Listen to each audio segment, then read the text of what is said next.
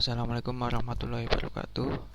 Nama saya Ahmad Azhar Darmawan dari kelas Teosofi G dengan nomor induk mahasiswa 200605110077.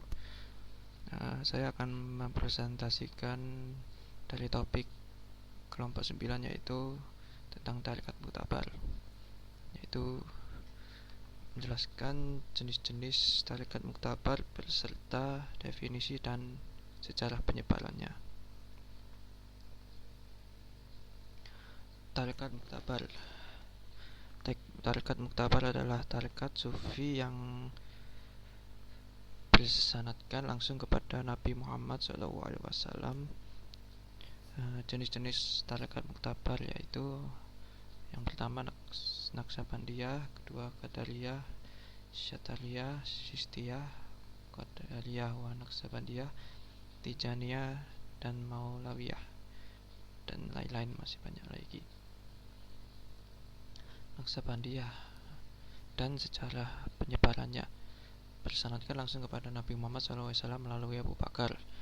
Didirikan oleh Pauddin Naqshband, Bukhari Bakhara, Kaisar dan Chagatai pada 14 Masehi. Praktek bersumber dari ajaran Yusuf Hamdani dan Abdul Khalik Qadjatwani yang hidup pada abad 12 Masehi. Berawal dari Asia Tengah pada 14 Masehi, Naqsabandiyah menyebar ke Asia Selatan pada 16 Masehi, Livan 17 Masehi, Mesir 19 Masehi, Tiongkok 19 Masehi, dan kini menyebar di berbagai sudut dunia, membuat Naqsabandiyah menjadi tarekat sufi terbesar dari kelompok Islam Sunni. Pada abad ke-19 Masehi, jamaah haji dan belajar dari Nusantara di Mekah mengenal tarekat ini dari seorang sufi bernama Kiai Haji Sulaiman Zuhdi. 11 prinsip dari Naqsabandiyah, yaitu 8 prinsip pertama dirumuskan oleh Abdul Khalik Qadjatwani, dan 3 prinsip terakhir dirumuskan oleh Pauddin Naqshband Bukhari, seperti pada gambar.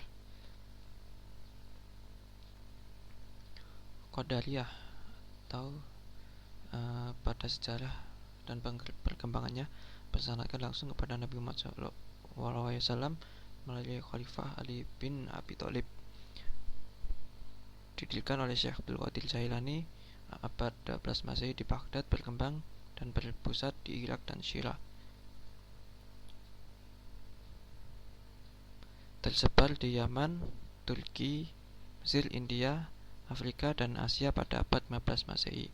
Sementara di Mekah pada tahun 1180 Hijriah atau sekitar 1669 Masehi, dan di Indonesia pada abad 16 Masehi. Qadariyah pada inti ajarannya.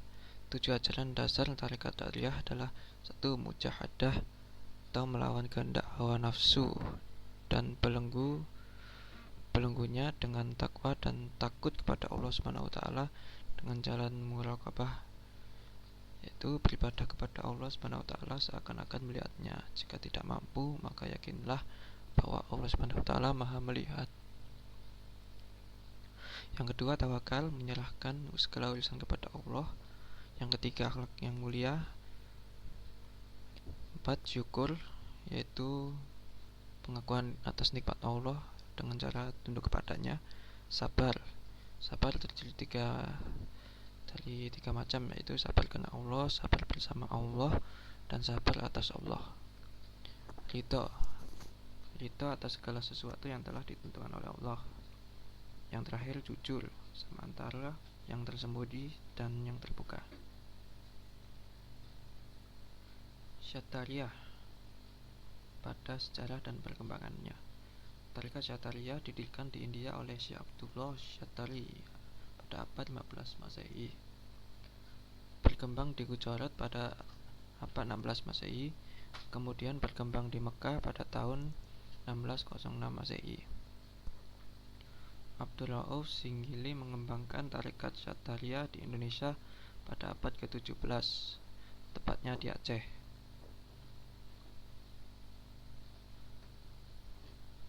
Syatariyah pada inti ajarannya. Wahdatul wujud atau kesatuan wujud. Manusia dan alam adalah satu kesatuan. Segala benda dan makhluk yang ada di dalam alam ini merupakan manifestasi daripada Tuhan. Talqin, Inisiasi sebelum seorang dibayat menjadi anggota tarekat dalam menjalani dunia tarekat. Bayat, ungkapan kesetiaan dan penyerahan diri dari seorang murid secara khusus kepada syekhnya dan secara umum kepada lembaga tarekat yang dimasukinya. 7 macam zikir. Zikir tawaf, nafi, nafi isbat, isbat fakot,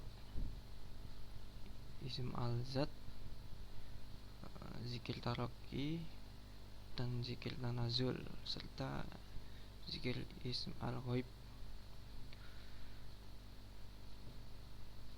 Sistia pada sejarah dan perkembangannya bersanadkan langsung kepada Nabi Muhammad SAW melalui Khalifah Ali bin Abi Thalib. Didirikan oleh Abu Ishaq Sami, seorang suriah di kota Sis, sekarang menjadi Afghanistan pada tahun 940 Masehi. Berkembang di Asia Selatan oleh Muhyiddin Sisti pada tahun 1141 Masehi. Di Asia Selatan, Sistia bercabang menjadi dua, yaitu Sistia Nizami dan Sistia Sabili. Seterusnya, tarekat Sistia dominan di Asia Selatan. Sistia pada inti ajarannya yaitu mengingat Allah melalui sama', yaitu membangkitkan kehadirat Allah dengan mendengarkan dan melebur diri melalui musik dan puisi, menjauhkan diri dari kekuasaan. Tarekat ini mematuhi penekanan sufi pada tazkiyatun nafs, pemulihan hati nurani dari semua kualitas negatif. Tak boleh meminjam uang, tidak boleh meminta-minta meski lapar. Jika punya kelebihan makanan, uang, hasil panen dan pakaian, tidak boleh disimpan lebih dari sehari dan harus disedekahkan. Tidak boleh mencela orang, tidak boleh menganiaya. Jika beramal baik, tidak boleh menisbahkan amalnya pada diri sendiri dan harus bersyukur pada Allah. Dan sering dikenal dengan tarian darwisnya. Qadiriyah wa Naqsabandiyah pada sejarah dan perkembangannya. Perpaduan dari dua buah tarekat besar, yaitu Tariqah Qadariyah dan Tariqah Naqsabandiyah, yang didirikan oleh Syekh Ahmad Khatib al-Syambasi, yaitu seorang sufi yang berasal dari Sambas, Indonesia, di Mekah pada awal abad ke-13 Hijriah atau abad ke-19 Masehi. Kemunculan tarekat ini dapat dikatakan sebagai jawaban atas keresahan umat akan merebaknya ajaran Wahdah al-Wujud yang dianggap memiliki konotasi panteisme dan kurang menghargai syariat Islam. Qadariyah wa Naqsabandiyah bertumbuh besar di Indonesia dan Asia Tenggara.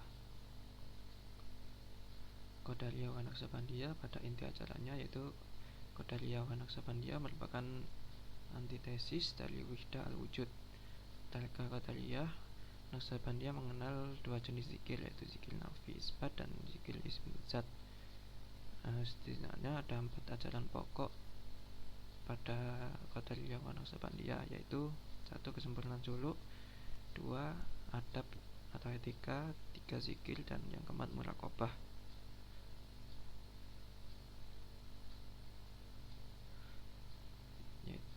Selanjutnya Tijaniyah pada sejarah dan perkembangannya didirikan oleh Syekh Abdul Abbas Ahmad At-Tijani pada tahun 1787 di Aljazair. Banyak tersebar di Maroko, Aljazair, Tunisia, Mesir, Palestina, Sudan, Mauritania, Senegal, dan Nigeria. Di negara-negara barat, Tijaniyah tersebar di Amerika dan Albania. Tarekat Tijaniyah dibawa masuk ke Indonesia kira-kira tahun 1920 oleh seorang ulama kelahiran Mekah, Ali bin Abdullah At-Thayyib Al-Azhari. Tijaniyah pada inti ajarannya, Tijaniyah merupakan tarekat yang berusaha mengawinkan antara sufisme dan syariat, yang mana selama ini keduanya selalu berseteru. Dalam tarekat Tijaniyah ada beberapa persyaratan penting yang harus dipenuhi dan dipegangi oleh pengikutnya, yaitu 1. Melazimkan sholat fardu dalam waktunya dengan memenuhi syarat, rukun, dan segala adabnya yang sunnah-sunnah. Takwa kepada Allah dengan zahir dan batin sesuai kemampuan. Yang ketiga, tidak ziarah dan untuk meminta madan rohani, seperti minta doakan kepada waliullah yang bukan dari Tijaniyah dan sahabat Rasulullah SAW, baik yang sudah mati maupun yang masih hidup. Yang keempat, tidak mengumpulkan tarekat ini dengan tarekat lainnya. Dan yang terakhir, bersedia mengamalkan ajaran tarekat ini sampai akhir hayatnya. Maulawiyah pada sejarah dan perkembangannya didirikan oleh para pengikut Jalaluddin Muhammad Balkhi Rumi, seorang mistis, penyair, dan teologis dari Persia abad 13 Masehi. Pada masa Kesultanan Utsmani, Maulawiyah berkembang pesat di daerah Balkan, Suriah, Lebanon, Mesir, dan Palestina, khususnya Yerusalem. Pada Perang Dunia Pertama, sekelompok darwis dari tarekat Maulawiyah membentuk satu batalion tempur yang beroperasi di Suriah dan Palestina.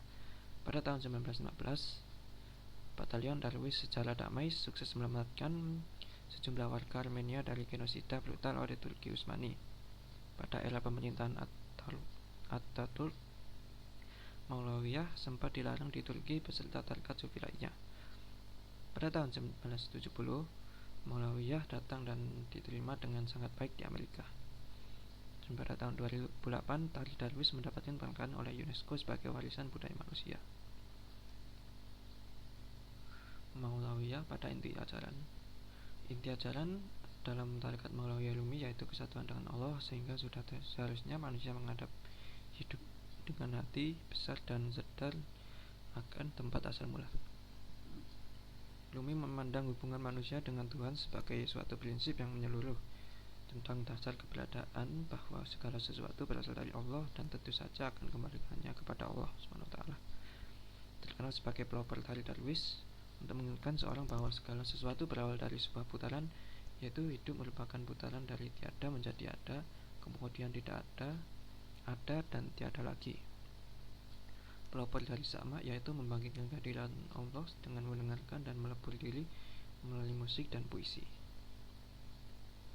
Sekian dan terima kasih dari saya. Kurang lebih mohon maaf. Wassalamualaikum warahmatullahi wabarakatuh.